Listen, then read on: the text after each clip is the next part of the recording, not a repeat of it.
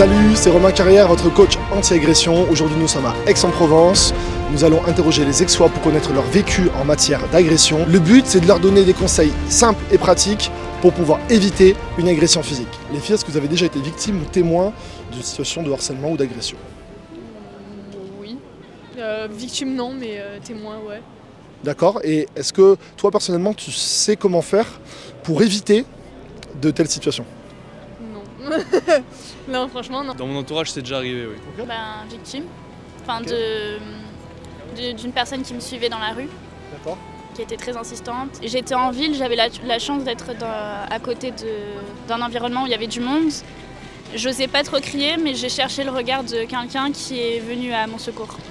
Et c'est comme ça que j'ai pu m'en débarrasser, mais toute seule, j'y arrivais pas en fait. Témoin, oui, mais jamais victime.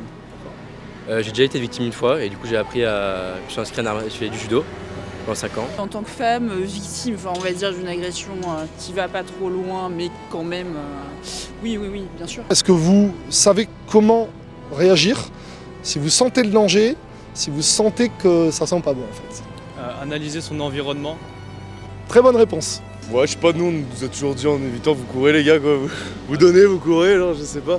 Après, ouais non, franchement je suis là, mettons il se passe une agression, je sais pas trop comment je réagis, tu vois. Je pense là, à ce moment-là, quand tu sais que la fuite elle est pas possible, je pense qu'il faut aussi, faut pas hésiter à juste expulser en fait.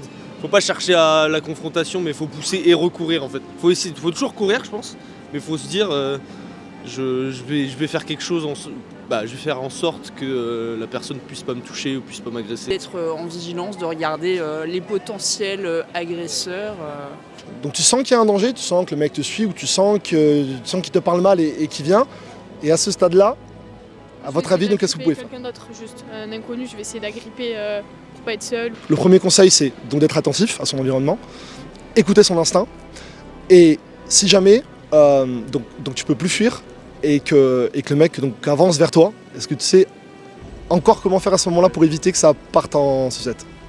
Dans les derniers moments comme ça, Ouais. déjà, je suis pas vraiment professionnel à ce niveau-là parce que voilà, à la base c'est un sport, les arts martiaux, souvent donc le judo comme ça, c'est pas vraiment lié à l'agression de rue entre guillemets. Donc là c'est vraiment encore autre chose, c'est un peu l'instinct personnel je pense, comment on fait.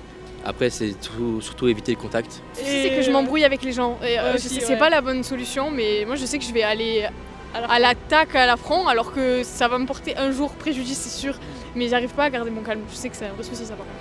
Ok, donc reculer oui, mais bon, tu vas reculer jusqu'où? Donc le mieux, c'est que lui n'avance plus. Et pour ça, il faut adopter le bon comportement pour qu'il n'avance pas et le bon comportement pour ne pas le chauffer, pour qu'il ait envie de t'en mettre une. Ok? Donc on va faire un truc très simple, les filles. On met le pied très fort qui est derrière, on le met derrière, allez-y. Les mains devant, on ouvre les mains, devant moi, les deux mains. Les deux mains tendues. Voilà. Et là, en fait, ça veut dire non. Ça veut dire stop. Voilà. On rapproche un petit peu. Tu mets un pied devant, un pied derrière. Super, voilà. Tu mets tes bras devant et tu es stable sur tes appuis. Et ça, en fait, ça vient protéger votre bulle. Parce que le but, donc du coup, c'est d'éviter ça. Voilà. Donc si là, vous mettez les bras,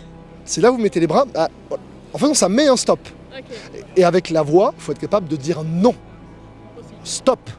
Recule. Parce que si tu parles, tu respires. Et ça t'évite de rester...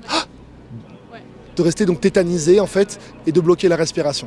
Voilà, donc c'est la distance et la communication. Et même si à ce moment-là il te dit des choses désagréables et que tu as envie de le renvoyer bouler, que tu as envie de l'insulter, ce qui pourrait être légitime, mais en effet c'est ce qu'il cherche lui pour pouvoir te frapper. Donc on se contente de mots simples. Non, stop, recule. Avec cette position. Ici il faut crier, et ça c'est pas évident parce qu'on a peur d'être jugé par les autres.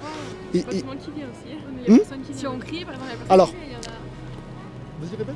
Oui, il y a des personnes, si on crie, il y a des personnes qui ne peuvent pas, qui réagissent pas en fait, qui vont pas venir vers nous. tu vas crier pour 3 raisons. Tout d'abord pour alerter les gens, mais même s'ils viennent pas, peut-être qu'au moins ils vont appeler les flics. Tu cries pour lui le dissuader. Est-ce que vous avez déjà vu un petit chien faire fuir un gros chien juste parce qu'il aboie plus fort? Ben là c'est exactement ça. Voilà, donc pour alerter, pour le dissuader, et vous pour pas en fait rester tétanisé par le stress. Voilà. Et le fait de crier, ça va vous donner de l'énergie, ça va vous donner de la puissance et lui il va douter. Il va se dire, oula, il y a plus de résistance que prévu, je passe à quelqu'un d'autre qui a l'air plus faible. Voilà. Donc on observe pour éviter. et on communique pour dissuader en gardant cette distance. Le fait d'être sûr de soi comme ça, de montrer qu'on ne va pas se laisser faire, dans la majorité des cas, ça suffit. Voilà. Donc le but justement c'est d'éviter qu'il se rapproche trop pour que tu aies à le pousser. Parce que si tu le pousses, il peut faire « Qu'est-ce que t'as fait? Tu m'as poussé ?» Voilà. Donc si on ne peut plus fuir, hop, les mains devant, on est stable ici. Donc c'est pas une guerre de combat, voilà, on dit non, on dit stop. Donc en fait on voit qu'on n'est pas l'agresseur. Et l'autre il se dit il y a de la résistance et dans la majorité des cas il lâche l'affaire. Ce que je dis, par exemple, Évidemment. à mon fils, Oui. qui ont 14 et 12 ans, je leur dis le mieux c'est si vous faites embêter, que vous voyez que vous pouvez courir, vous courez. On observe pour éviter, on communique pour dissuader en maintenant la distance et on crie si besoin. Très bien dit, les arts martiaux et les sports de combat c'est une chose, mais ça reste un sport. Oui, voilà, ça reste un sport et la vie c'est différent. La vie c'est différent. On sait jamais, ouais, c'est ça.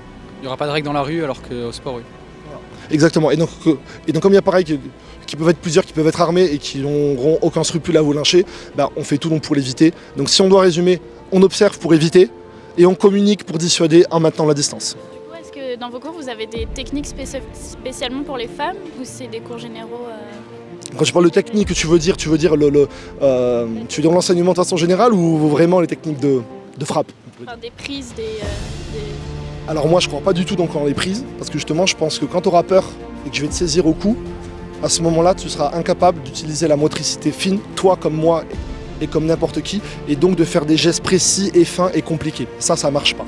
Voilà. Donc c'est ou tu l'as vu suffisamment tôt tu pars, ou il est trop près et tu cries et tu mets tes bras pour éviter du coup qu'il vienne vers toi.